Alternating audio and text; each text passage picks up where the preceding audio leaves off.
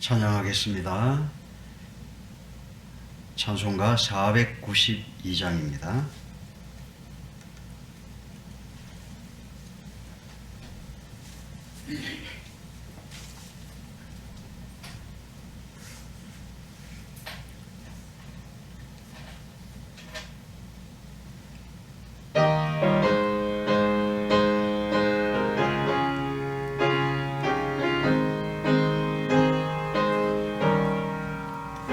잠시 세상에 내가 살면서 항상 찬송 부르다가 날이 저물어라 하시면 영광 중에 나가리 열린 천국문 내가 들어가 세상 짐을 내려놓고 빛난 면류관 받아 쓰고서 주와 함께 길이 살리 문물골짜기 더듬으면서 나의 갈 길 다간 후에 주의 품 안에 내가 안기어 영원토록 살리라 열린 천국문 내가 들어가 세상 짐을 내려놓고 빛난 면류관 받아 쓰고서 주와 함께 길이 살리 나의 가는 길 멀고 험하며 산은 높고 골은 깊어 고난 나의 몸 쉴 곳 없어도 복된 너를 벌거리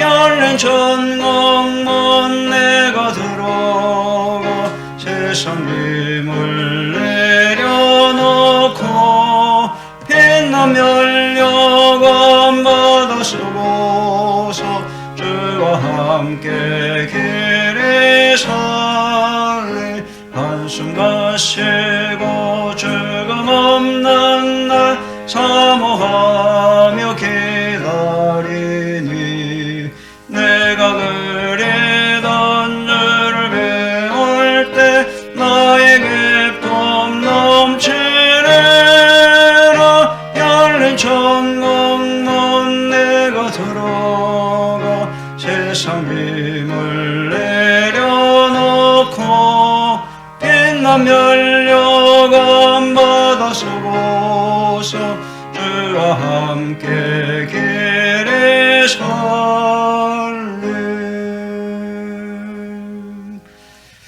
215장입니다.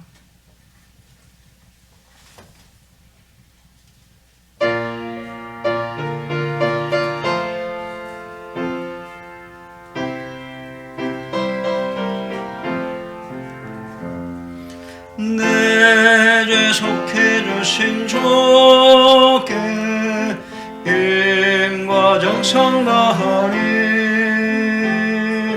나의 온갖 은행 심사 주를 위한 것일세 내게 있는 모든 것을 주를 위해 바치리 내게 있는 모든 것을 주를 위해 바치리 나의 손과 발을 들여 주의 명령 행하고 오직 주만 바라보며 주만 찬양하겠네 항상 주를 찬송하며 이 몸 바치오리다 항상 주를 찬송하며 이 몸 바치오리다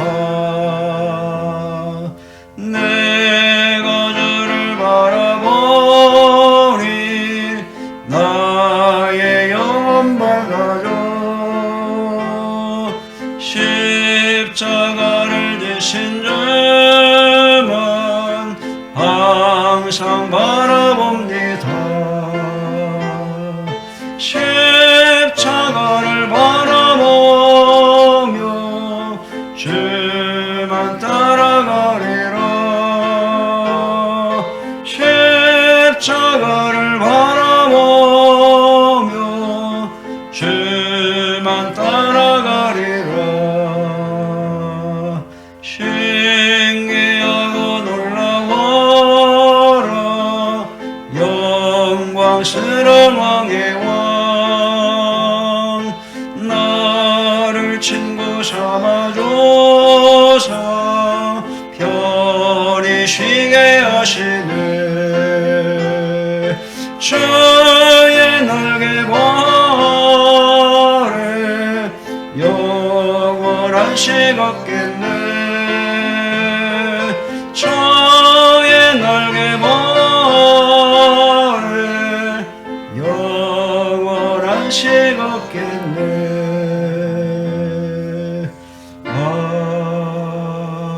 아멘. 254장입니다. 내 주의 보혈은 정하고 정하다. 찬양하겠습니다.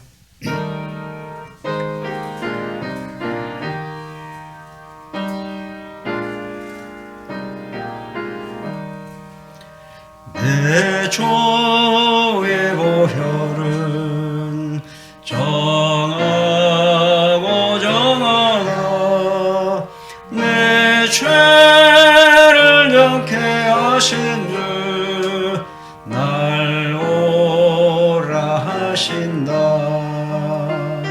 내가 주께로 지금 가오리. 십자가의 보혈로 날 씻어주소서.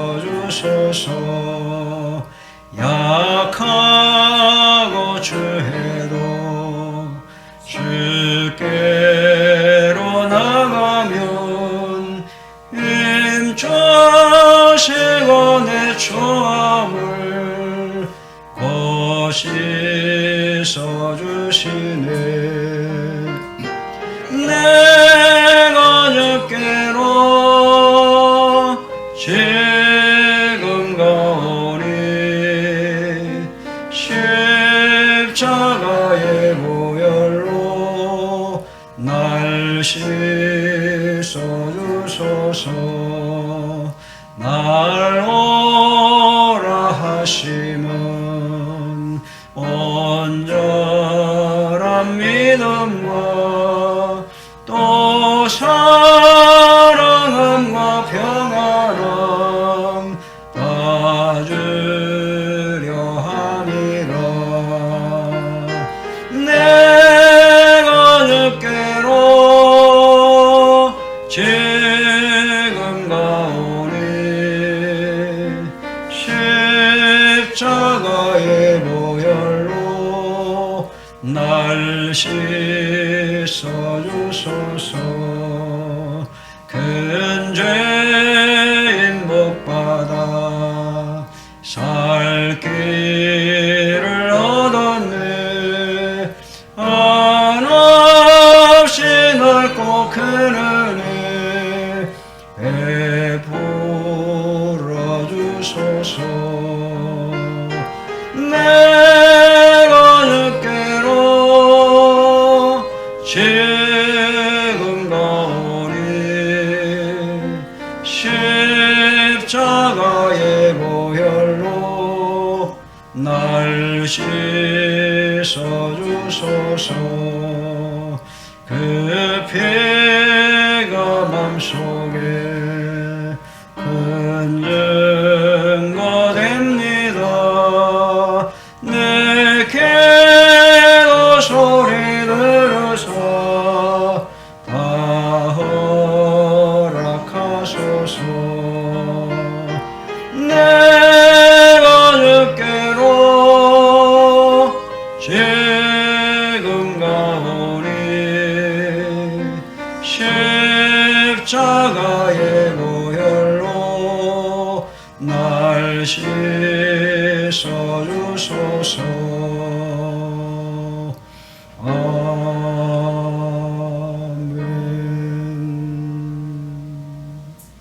258장입니다.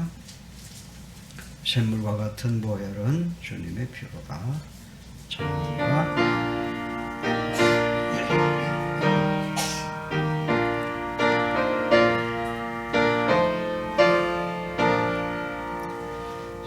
샘물과 같은 보혈은 주님의 피로다.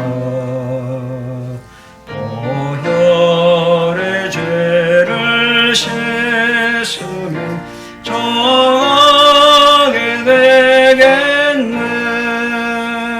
정하게 되겠네. 정하게 되겠네. 보혈의 죄를 씻으면 정하게 되겠네. 저도 저 회개하고서 보혈에 씻었네. 저도 저 같은 이 몸도 죄 씻기 원하네. 죄 씻기 원하네. 죄 씻기 원하네. 저도 저 같은 이 몸도 죄 씻기 원하네. 죄속함 받은 백성은 영생을 얻겠네. 샘솟 뜻하는 피관세 한없이 크도다. 한없이 크도다. 한없이 크도다. 샘솟 뜻하는 피관세 한없이 크도다. 날 정케 하신 피고니 그 사랑 한없네. 살 동안 받는 사랑을 늘 찬송하겠네. 늘 찬송하겠네. 늘 찬송하겠네. 살 동안 받는 사랑을 늘 찬송하겠네.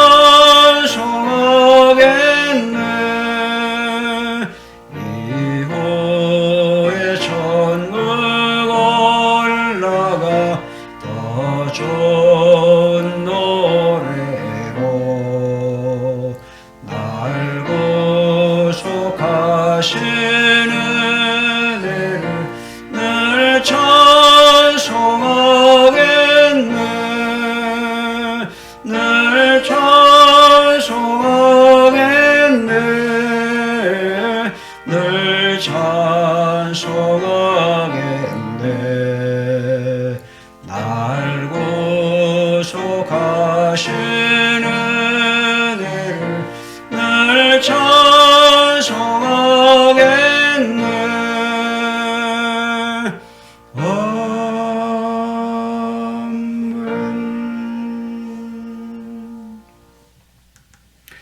다 같이 묵도하시겠습니다. 빛의 열매는 모든 착함과 의로움과 진실함에 있느니라.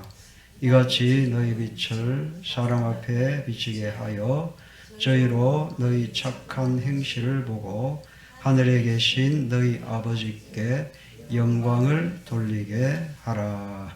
아멘. 찬송가 28장 복에 거는 강림하사 찬양합니다.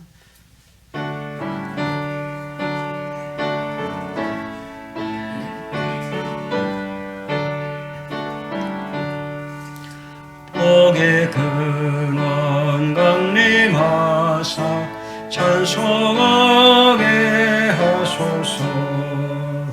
한량없이 자비하심 정량할 길 없도다. 천사들의 찬송가를 내게 가르치소서. 구속하신 그 사랑을 항상 찬송합니다. 주의 크신 모음 받아 이때까지 왔으니 이와 같이 천국에도 이르기를 바라네. 하나님의 품을 떠나 죄에 빠진 우리를 예수 구원하시려고 보혈 흘려주셨네. 주의 귀한 은혜 받고 일생 미친 자 되네. 주의 은혜 사슬 대사 나를 주께 매소서. 우리 마음은 연약하여 범죄하기 쉬우네. 하나님이 받으시고 천국인을 치소서.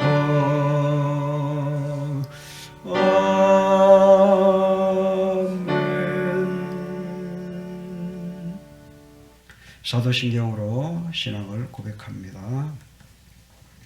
전능하사 천지를 만드신 하나님 아버지를 내가 믿사오며 그 외아들 우리 주 예수 그리스도를 믿사오니 이는 성령으로 잉태하사 동정녀 마리아에게 나시고 본디오 빌라도에게 고난을 받으사 십자가에 못 박혀 죽으시고 장사한 지 사흘 만에 죽은 자 가운데서 다시 살아나시며 하늘에 오르사 전능하신 하나님 우편에 앉아 계시다가 저리로서 산자와 죽은 자를 심판하러 오시리라.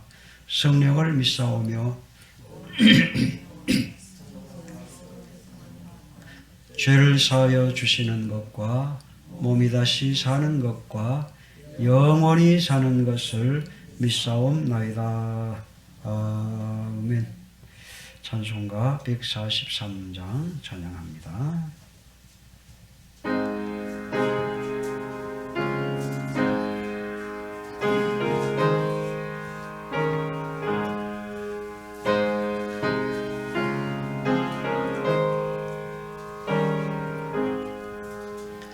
웬 말인가 날 위하여 주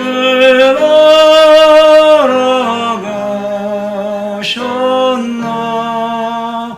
이 원래 같은 날 위해 큰 해 받으셨나. 내 죄를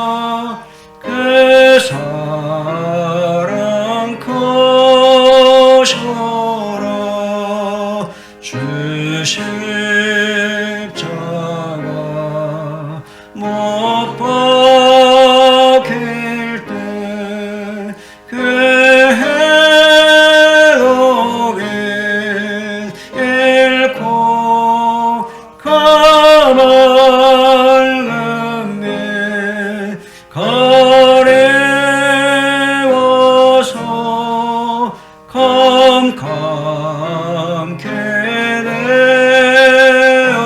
되었네. 나 십자가 대할 때에 괜히 고마워. 내 얼굴 감히 맞들고 눈물 흘리도다. 울더라도 눈물로써 못 갚을 줄 알아. 못 먹게 드릴 것 없어. 이 몸 마침내다.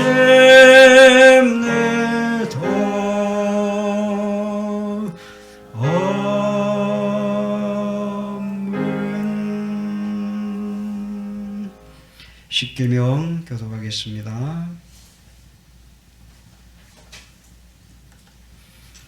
하나님이 이 모든 말씀으로 말씀하여 이르시되 나는 너를 애굽 땅 종되었던 집에서 인도하여 낸 내 하나님 여호와니라.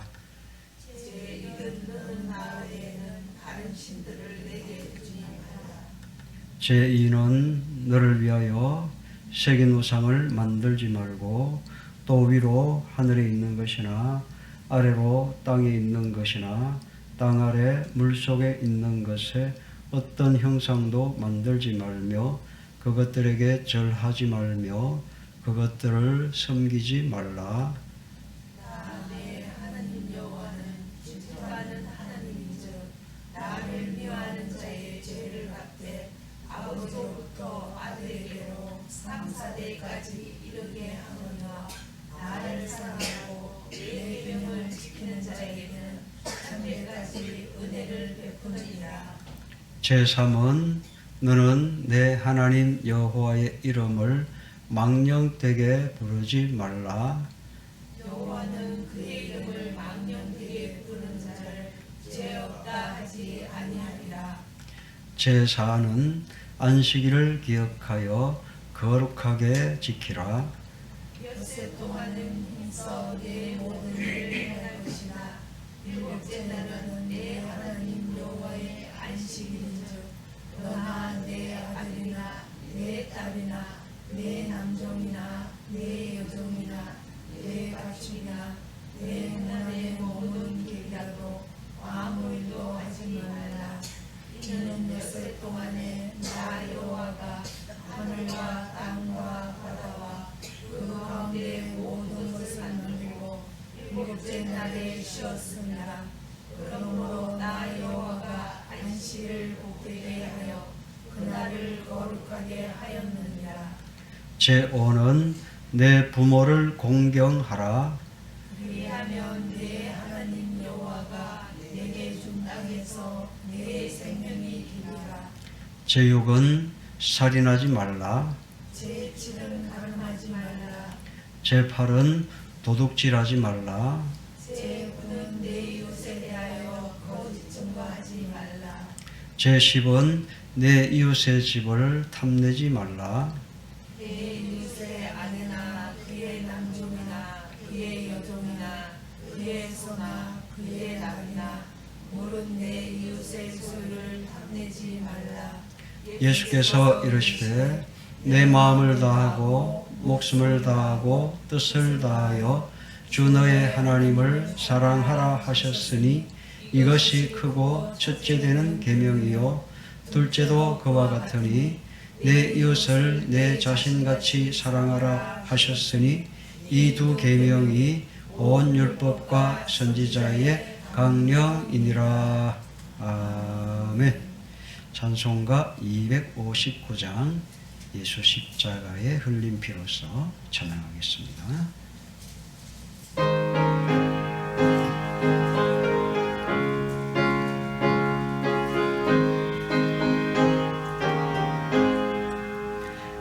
예수 십자가에 흘린 피로써 그대는 씻기어 있는가.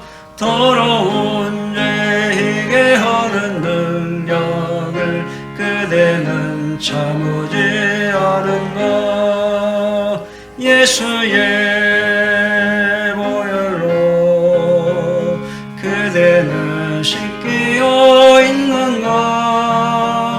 마음속에 여러 가지 죄악이 깨끗이 씻기어 있는가. 주 예수와 밤낮으로 늘 함께 그대는 행동을 하는가. 아무 때나 어디서나 그대는 십자가 붙들고 있는가. 예수의 보혈로 그대는 씻기어 있는가. 마음속에 여러 가지 죄악이 깨끗이 씻기어 있는가. 주님 예수 다시 올 때 그대는 영접할 예복에 있는가. 그대 몸은 거룩한 곳 천국에 들어갈 준비가 됐는가. 예수의 보혈로 그대는 씻기어 있는가. 마음속에 여러 가지 죄악이 깨끗이 씻기어 있는가. 모든 죄에 더러워진 예복을 주 앞에 지금 다 벗어서 샘물같이 솟아나는 보혈로 눈보다 너에게 씻으라. 예수의 보혈로 그대는 씻기어 있는가. 마음속에 여러 가지 죄악이 깨끗이 씻기어 있는가. 하나님 말씀 봅니다. 출애굽기 22장 1절에서 15절까지. 출애굽기 22장 1절에서 15절까지입니다. 한 절씩 교독합니다. 사람이 소나 양을 도둑질하여 잡거나 팔면 그는 소 한 마리에 소 5마리로 갚고 양 한 마리에 양 4마리로 갚을지니라. 도둑이 뚫고 들어오는 것을 보고 그를 쳐 죽이면 피 흘린 죄가 없으나 해 돋은 후에는 피 흘린 죄가 있으리라. 도둑은 반드시 배상할 것이나 배상할 것이 없으면 그 몸을 팔아 그 도둑질한 것을 배상할 것이요. 도둑질한 것이 살아 그의 손에 있으면 소나 나귀나 양을 막론하고 갑절을 배상할지니라. 사람이 밭에서나 포도원에서 짐승을 먹이다가 자기의 짐승을 놓아 남의 밭에서 먹게 하면 자기 밭에 가장 좋은 것과 자기 포도원에 가장 좋은 것으로 배상할지니라. 일어나서 가시나무에 댕겨 낚아거나 거두지 못한 곡식이나 밭을 태우며 물로 온 자가 반드시 배상할지니라. 사람이 돈이나 물품을 이웃에게 맡겨 지키게 하였다가 그 이웃집에서 도둑을 맞았는데 그 도둑이 잡히면 갑절을 배상할 것이요. 도둑이 잡히지 아니하며 그 집 주인이 재판장 앞에 가서 자기가 그 이웃의 물품에 손해되며 후에 조사를 받을 것이며 어떤 이런 물건 즉 소나 낙이나 양이나 의복이나 또는 다른 이런 물건에 대하여 어떤 사람이 이르기를 이것이 그것이라 하면 양편이 재판장 앞에 나아갈 것이요 재판장이 죄 있다고 하는 자가 그 상대편에게 갑절을 배상할지니라. 사람이 나그나 소나 양이나 다른 짐승을 이웃에게 맡겨 지키게 하였다가 죽거나 사거나 끌려가도 본 사람이 없으면 두 사람 사이에 맡은 자가 이웃의 것에 손을 대지 아니하였다고 여호와께 맹세할 것이요 그 임자는 그대로 믿을 것이며 그 사람은 배상하지 아니하려니와 만일 자기에게서 도둑맞았으면 그 임자에게 배상할 것이며 만일 찢겼으면 그것을 가져다가 증언할 것이요 그 찢긴 것에 대하여 배상하지 아니할지니라. 만일 이웃에게 빌려온 것이 그 임자가 함께 있지 아니할 때에 상하거나 죽으면 반드시 배상하려니와 같이 읽습니다. 그 임자가 그것과 함께 있었으면 배상하지 아니할지니라. 만일 세낸 것이면 세로 족하니라. 아멘. 할렐루야. 아멘 할렐루야. 아멘. 반갑습니다. 반갑다 하는데 아무도 대답이 없어요. 반갑습니다. 네. 이렇게 즐겁게 여러분들 격하게 저를 반겨주셔야 저도 기분이 좋지. 그죠? 금방 할렐루야 아멘 해놓고 반갑습니다 가길래 또 뭔 소리가 가고 또 우리 중 성도님들은 이렇게 반응을 좀 빨리빨리 해줬으면 좋겠어요. 그래 제가 자꾸 이런 말을 안 하지. 네. 이제는 좀 날씨가 많이 따뜻해졌죠? 그죠? 많이 따뜻해져가지고 이제 살만한 계절이 돌아왔습니다. 그렇다고 또 너무 당기갖고 아이고 피곤해 죽겠다 하지 마시고 적당히 다니시고 건강을 유지하시는 우리 성도님들 다 되시길 바랍니다. 네, 오늘 제목은 이 화면에 이제 안 보입니다. 방송을 하는 관계로 화면에 안 보이지만 제가 이 주보에도 있지만 도둑질과 배상에 대해서라는 제목입니다. 뭐예요? 도둑질했으면 뭐 해라? 반드시 배상을 해야 된다고 말씀하는 것입니다. 지금 우리 십계명 오늘 이렇게 교도했잖아요. 우리 매주 이렇게 교도하지만 오늘 제8계명이 뭡니까? 십계명이 제8. 제8은 뭐 하지 마라? 도둑질하지 마라. 도둑질하지 마라. 도둑질하는 것 하나님께서 방지하기 위해서 십계명 속에 도둑질하지 말라고 이렇게 분명히 말씀을 하고 있는데 오늘 이 말씀 보면 도둑질에 대한 것을 또 설명하면서 구체적으로 설명하고 또 실생활에서 일어나는 그런 그죠? 도둑질 그런 행위에 대해서 하나님께서 분명히 경고의 말씀을 하고 있는 겁니다. 도둑질에 대해 이렇게 설명을 하면서 가능하면 이 도둑질에 대해 벌금형으로 징벌하겠다는 의도를 언급하고 야간에 밤중에 한밤중에 남의 집에 그죠? 몰래 침입한 도둑을 쳐 죽인 자는 죄가 없다고 말씀을 하고 있습니다. 이게 뭐예요? 콜콜 자고 있는데 그죠? 도둑놈이 몰래 들어와가지고 도둑질하다가 그죠?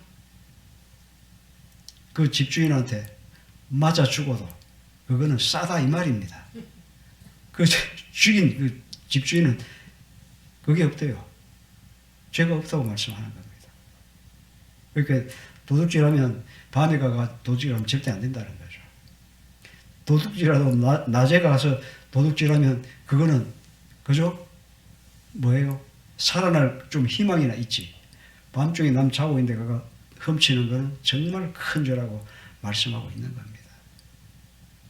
하나님께서는 이스라엘 민족에게 사회 질서의 규례를 정해주시고 이웃에게 끼친 모든 계획 범죄나 태만으로 발생하는 손해배상의 원칙도 가르쳐 주셨습니다.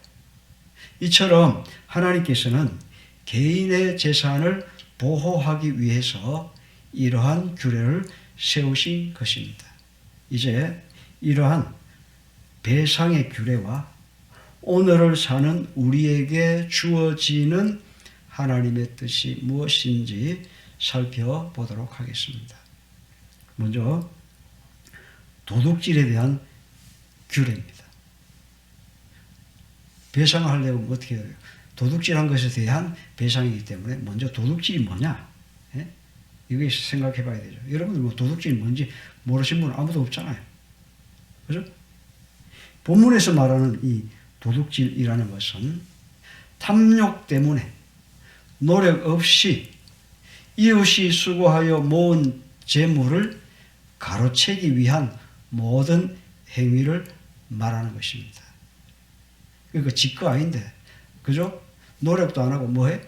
남의 거 슬쩍 해오는 거. 이게 도둑질이에요. 남의 거 슬쩍 하면 그게 자기는 장난으로 하는지 재미로 하는지 모르지만 그것을 잃어버린 당사자는 굉장한 스트레스를 받게 됩니다. 제가 옛날에 성남에 살 때에 신학교 다닐 그때 됩니다. 그때 당시에 등록금이 한 30만 원 정도 되는데 어느 날 갔다 외출하고 왔는데 분명히 밖에 문은 다 잠겨 있고, 그죠? 다 잠겨 있는데 집안에 들어가는 순간 난리가 나 있었습니다. 온 집안을 다 뒤집어 놨어요. 그게 너무 막 기분이 안 좋더라고요. 그래가 막 돈부터 찾았어요. 왜? 등록금이니까 그거 혹시 훔쳐갔나 싶어갖고, 야, 뒷비 봤는데 그건 내 돈 냄새를 어떻게 맡았는지 그거 홀딱 그거 훔쳐갔더라고요. 억수로 되게 기분 나쁘대. 기분 나쁜 정도가 아니에요. 도둑이 집에 와가지고 온 집을 디빗다고 생각을 하니까 와, 잠이 안 오더라고.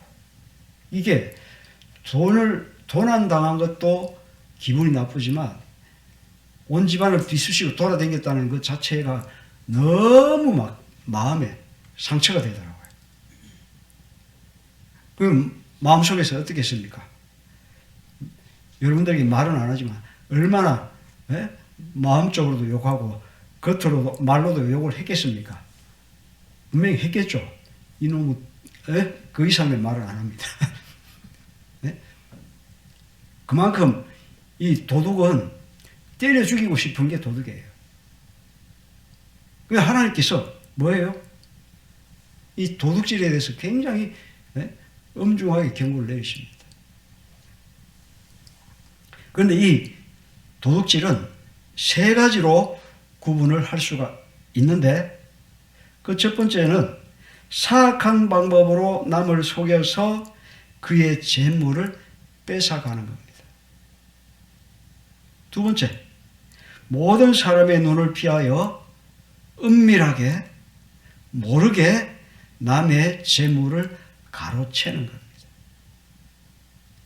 그 다음에 도둑질 세 번째는 폭력을 휘둘러서 그 가정에 공포를 주며 상처를 입히는 강탈행위, 강도질이 있습니다. 강도가 그렇잖아요. 그냥 도둑질만 해가는 게 아닙니다. 뭐예요? 사람을 괴롭힙니다. 어떤 때 죽이기도 합니다. 강탈해 갑니다. 강탈해. 위협해서. 이게 강도예요. 이걸 가지고 날강도라고 합니다. 이 도둑질은 이렇게 정도의 차이는 있지만 분명히 이렇게 나쁜 짓이라는 걸 여기서 말씀하고 있는 것이죠. 본문은 이러한 모든 도둑질 자체를 금하신 것뿐만 아니라 도둑이 잡혔을 경우나 혹은 자신이 저지른 도둑질에 대한 잘못을 깨닫고 회개하는 자가 마땅히 치러야 할 배상에 대한 말씀입니다. 그러니까 도둑질하고 그냥 지나가는 게 아니라는 거죠. 도둑질을 했으면 반드시 그에 대한 대가를 치러야 된다는 것입니다. 율법의 계명은 도둑질을 금하고 있습니다. 그러나 도둑질을 하기 위하여 남의 집을 침입한다 할지라도 그 생명은 보호되어야 한다는 것을 가르쳐주고 있는 것입니다. 이렇게 보호를 받아야 할 생명이지만 도둑이 밤에 남의 집에 침입했을 때 그 집 주인이 도둑을 죽여도 죄가 되지 않습니다. 그렇다고 해서 여러분들 도둑놈 들어오기만 해봐라. 네. 네? 이거 내 죽여도 괜찮다 해줄게. 네? 이런 마음 가지면 안 되겠죠.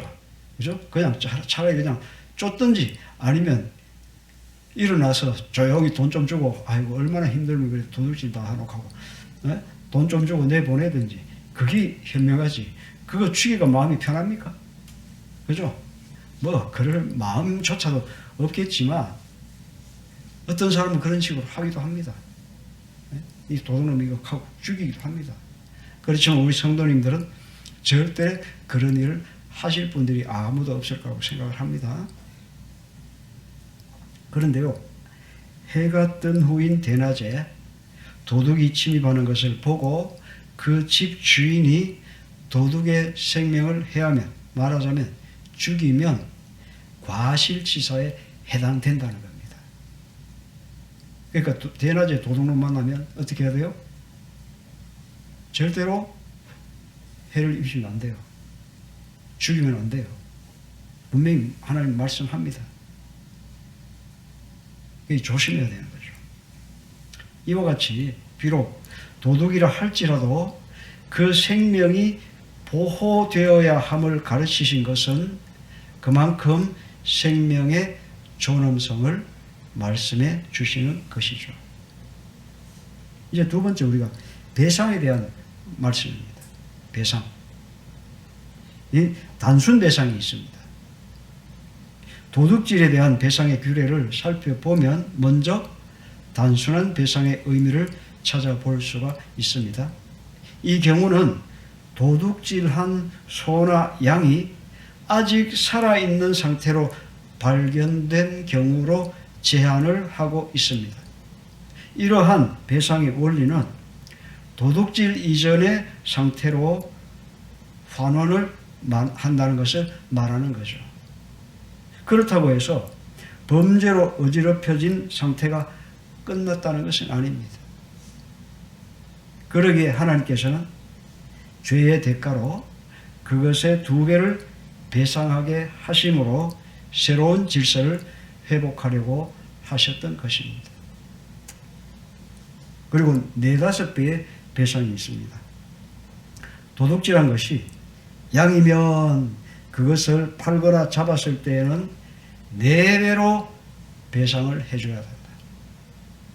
양을 몇 마리? 1마리 훔쳐갔으면 그 1마리까지 포함해서 5마리를 돌려줘야 된다. 이 말입니다. 엄청나죠? 도둑은 시세 별인 거예요. 그죠? 도둑질하면 이렇게 망가진다는 것을 보여주는 말씀입니다. 양 1마리를 훔쳐가면 몇 마리? 4마리를 더 보상해야 된다. 그리고 소를 훔쳐갔을 때 5배의 배상을 명하셨다. 어떻게 돼요? 소 1마리 훔쳐가면 몇 마리 갖고 가야 돼? 잡혔다 하면 6마리를 가져가야 돼. 1마리까지 포함해가지고 훔쳐간 거 다 1마리 하고 나머지 5마리 포함해가 6마리를 소주인한테 배상해야 돼. 완전히 종치는 겁니다. 인생. 1마리도 얼마나 귀합니까? 그런데 그 5마리 더 배상해야 되니까. 뭐예요? 이렇게 하나님께서 이렇게 엄하게 다스리시는 것은 도둑의 범죄 행위의 무게에 따라서 여기에 상응하는 배상을 하라고 명령하시는 겁니다. 여기서 우리는 똑같은 범죄라 할지라도 그 죄의 결과가 어떠한가에 따라서 범죄자가 받아야 할 형벌이 가벼워질 수도 있고 중한 형벌을 받을 수도 있다는 것을 알 수가 있습니다. 또 그리고 어떤 배상이냐? 몸을 팔아서 갚아야 하는 배상이 있습니다. 도둑이 그 도둑질한 것에 대해서 갑절이나 아니면 4배나 5배의 배상을 해야 할 경우 이 도둑에게 배상할 능력이 없다면 그는 자기 몸을 팔아서 배상을 하라고 명하셨습니다. 도둑에게 몸을 팔아 배상하라는 것은 그의 몸으로 배상해야 할 물건의 가격만큼 노동으로 보상하라는 의미와 그 몸을 종으로 팔아 도둑질한 물건을 배상하라는 의미로 볼 수가 있습니다. 이와 같이 몸을 팔아 배상하라는 명령은 도둑질이 얼마나 악한 죄인가를 알 수가 있습니다. 우리는 순간의 유혹에 빠져 죄를 짓지 말고 자신의 노력으로 정직한 삶을 살아가는 신실한 성도가 되기를 바랍니다. 우리가 살아가다 보면요, 자꾸 유혹에 빠져요. 그죠? 빠집니까? 안 빠집니까? 내 거 아니면 쳐다도 보지 말아야 되고 관심조차 갖지 말아야 되는데 어때요? 어때요? 뭐 우리 성도님은 그러지 않습니다. 안 하는데 사람들이 아무것도 아닌 것에 그냥 유혹을 받습니다. 그죠? 아무것도 아닌 일에 유혹을 받아요. 배가 고파가지고, 그죠? 배가 고파가지고 막 먹을 게 자꾸 자기 눈에 보여가 뭐 어쩔 수 없이 뭐 애가 막, 배가 고파가, 그죠? 막 울고 있고 보채고 있고 기저귀 갈 돈도 없고, 그래서 어떻게 해요? 슈퍼마켓 가가지고 분유를 훔쳐가 가기도 하고 뭐 그러잖아요. 그죠? 그러잖아요. 우리나라에 그런 사건들이 있었어요. 옛날에. 참 그런 경우는 참 말하기 그래요. 너무 사정이 딱하긴 하잖아요. 그렇다 할지라도 그건 방법이 안 좋은 방법이에요. 그죠? 차라리 슈퍼마켓 주인한테 사정을 좀 하든지, 우리 애가 이래서 그런데 내가 벌어서 꼭 갚겠습니다. 좀 이렇게 어떻게 안 되겠습니까? 하고, 그죠? 이렇게 좀 이렇게 양해를 구하고 조금 빌려가는 건 몰라도 그렇다고 해서 그 남의 걸 훔쳐가는 건 분명히 잘못인 거죠. 그죠? 우리 사회에서 가장 중요한 것은 신용입니다. 신용. 이와 같은 신용은 모든 사람들의 마음 속에서 성실과 정직을 바탕으로 성장하는 인간의 성품이라고 말을 할 수가 있는데, 하나님께서는 이러한 신용과 의를 지켜야 할 의무에 관해서 말씀을 하고 계십니다. 그러면 신용을 지키기 위한 배상을 하는 이런 상황들이 있는데 어떤 것이 있는가 우리 한번 잠깐 보겠습니다. 도난을 당했을 때입니다. 첫 번째는 도난 당했을 때 우리는 남의 물건을 잠시 맡아서 보관할 경우에 주의해야 합니다. 우리가 남의 물건을 맡아줄 수도 있잖아요.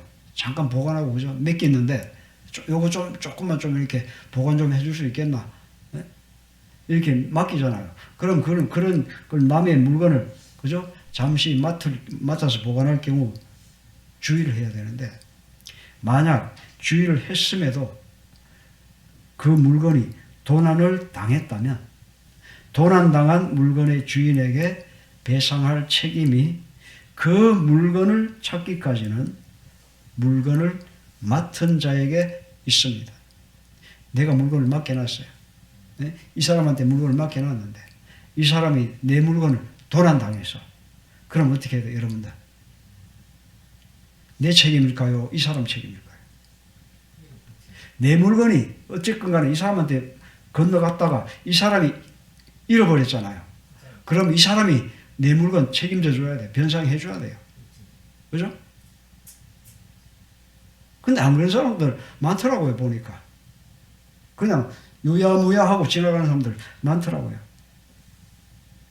그건 안 되죠. 그죠? 일단 건너갔으면 내 거지만, 예? 그 사람이 일단은 맡았기 때문에 그 사람의 것이 되고 그 사람은 나에게 돌려줘야 할 의무가 있잖아. 그런데 그걸 잃어버렸으니까 지가 배상을 해야 되는 거죠.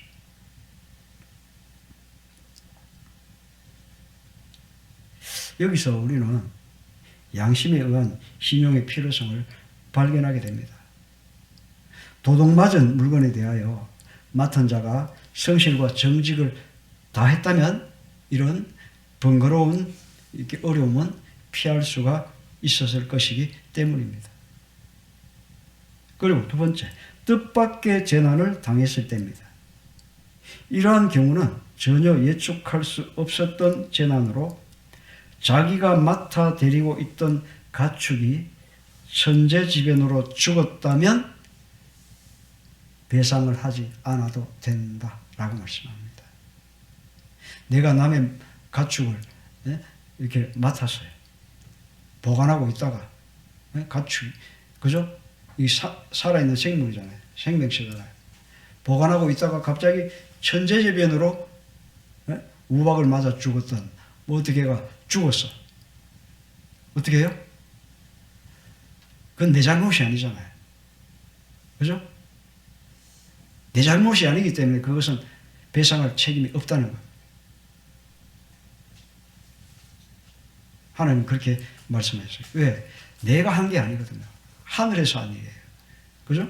뭔가가, 그죠? 우박을 맞았던, 어떻게 구덩이에 빠졌던, 갑자기 막, 그죠? 비가 막 쫙 와가지고 막 홍수가 나가 떠들어갔던, 이건 내 책임이 아니라는 거예요.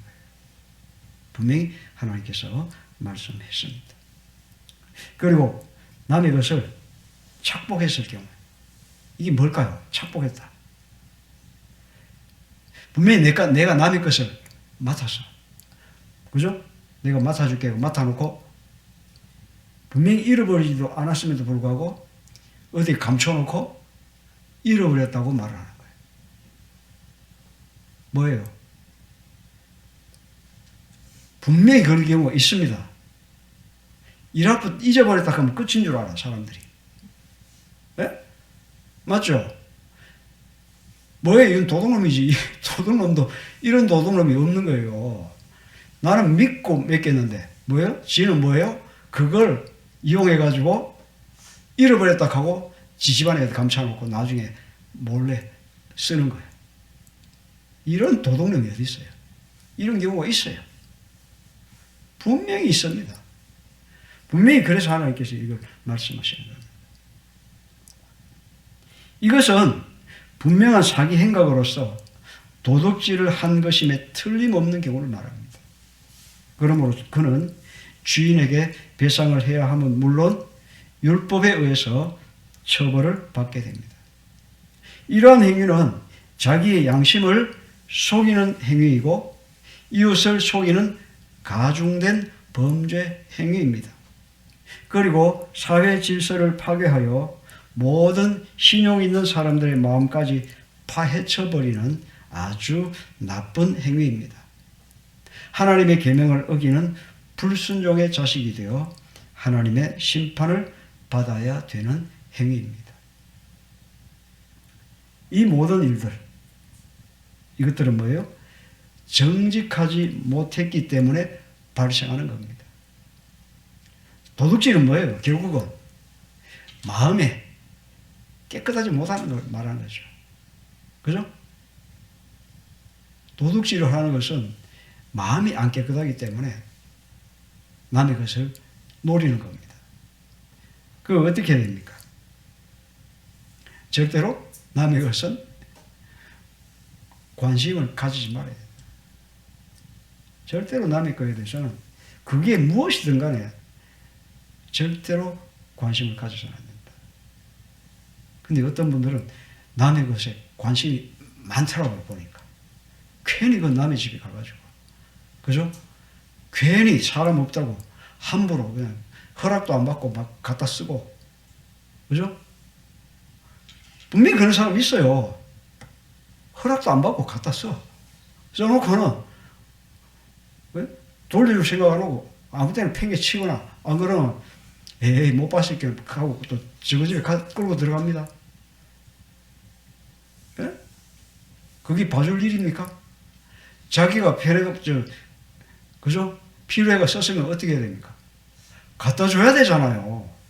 예? 주인한테 말 안 하고 가져간 것만 해도 도둑질인데. 그죠? 일단 살짝 도둑질 했다가 쓰고 갖다 놓으면 괜찮아. 그래도 그것까지는 용서해 줄 수가 있어. 그런데 뭐예요? 내가 써야 되는데 그거 자기가 먼저 갖고 와가지고 어디 쓰고 그냥 내동댕이 쳐버리고 막 어디 갔는지 몰라. 뭐예요? 집에 안 들고 가서 그건 도둑질이에요. 그죠? 우리는 우리 사회에서 분명히 일어나는 일들, 분명히 이런 일들 분명히 발생합니다. 도시보다 농촌에서 더 많이 발생할 수 있어요. 그게요, 그런 장면들 저도 몇 번 봤어요.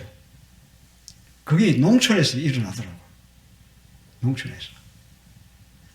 왜 남의 집에 있는 거 왜 끌고 나가가지고 나 주인 허락도 안 받고 가서 쓰고는 내팽개 쳐놓냐고. 그러고 싸우고 그래놓고도 잘못도 모르고 그런 경우에 저는 옛날에 여기는 아닙니다. 여기 이 동네는 아닙니다. 옛날에 다른 데서 그걸 봤어요. 그거 분명히 잘못된 것이고 도둑질입니다. 그러니까 남의 물건을 쓰려면 어떻게 해야 돼요? 꼭 그 주인의 허락을 받고, 그죠? 꼭 돌려줄게 하고 빌려 쓰는 거는 괜찮은데 아무도 없을 때 그냥 절적 가가지고 대충 쓰고 던져버려. 이건 안 된다.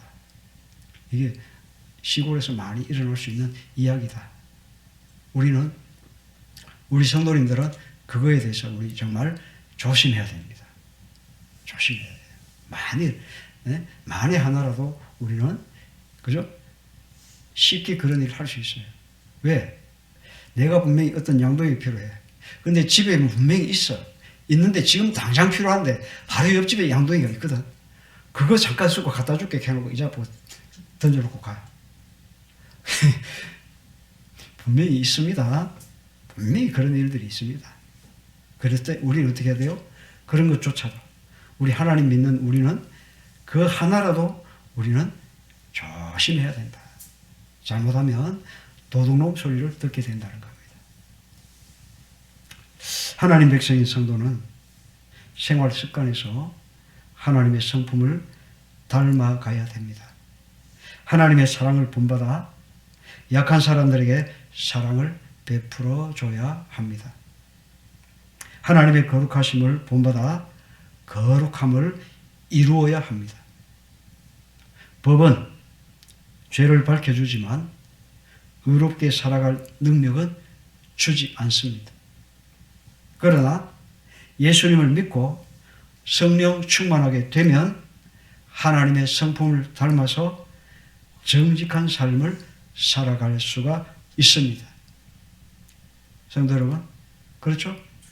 내가 아무리 정직하게 살고 싶어도 내 마음속에서 나쁜 놈이, 이 마귀가 자꾸 유혹하고, 그죠? 죄짓게 만들면 우리는 거기에 따라갈 수밖에 없어요. 그런데 어떻게 해요? 우리가 하나님 앞에 정직할 수 있는 것은 예수님 믿고 우리 마음속에 성령이 충만하면 분명히 우리는 하나님의 성품을 닮아서 정직한 삶을 살아갈 수가 있다는 것입니다. 성도 여러분, 우리 모두 하나님의 사랑을 본받아 약한 사람들에게 사랑을 베풀고 하나님과 사람 앞에서 정직한 삶을 살아가는 복된 성도들이 다 되시기를 주님의 이름으로 축원합니다. 기도하겠습니다. 사랑과 은혜가 풍성하신 하나님 아버지, 오늘 도둑질과 그 배상에 대해서 하나님께서 말씀하심을 우리가 잠깐 생각했습니다. 하나님, 우리 모두 하나님의 사랑을 본받아서 약한 사람들에게 사랑을 베풀고 또 하나님과 사람 앞에 정직한 삶을 살아가는 우리 모두가 될 수 있도록 주님께서 역사해 주시옵소서. 감사드리며 예수님의 이름으로 기도하옵나이다. 아멘.